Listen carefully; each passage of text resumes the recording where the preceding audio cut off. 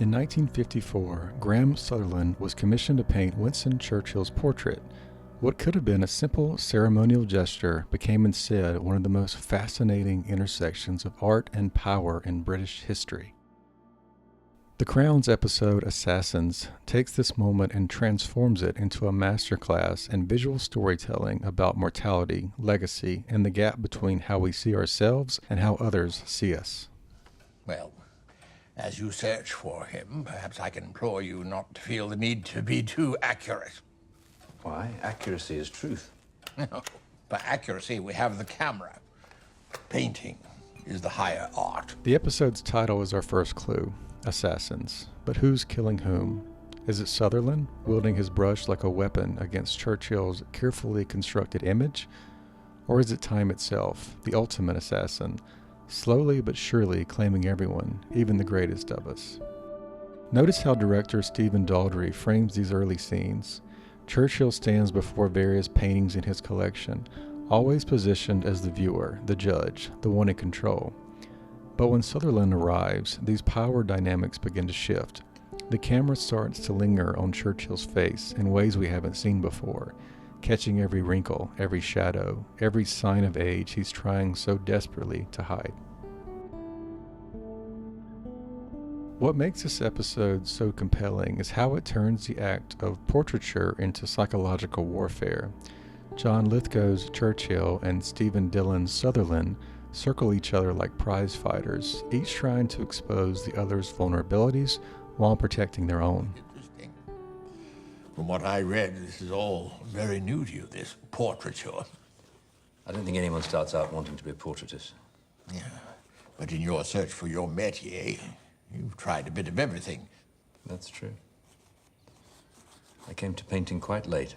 Their conversations about art become double-edged swords, every word carrying multiple meanings. Pay attention to how the lighting changes during the painting sessions. As Sutherland gets closer to his truth, the shadows deepen. Churchill is literally being brought into the light, exposed. The warm, golden tones that usually surround him in his home give way to harsher, more unforgiving illumination.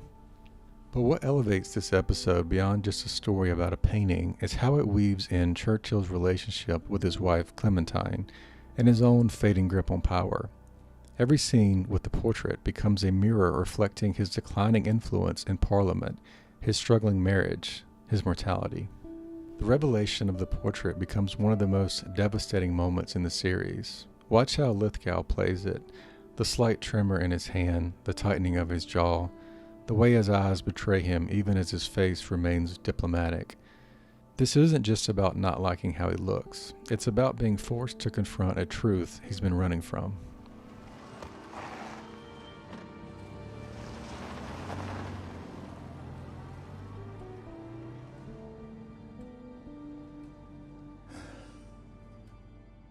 The episode's ending gives us something that actually happened, the destruction of the portrait.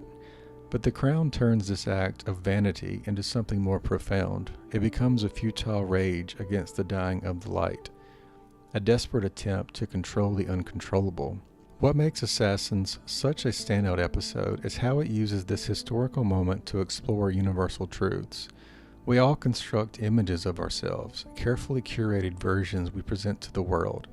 But what happens when someone sees through that, when they paint us as we really are, not as we wish to be seen?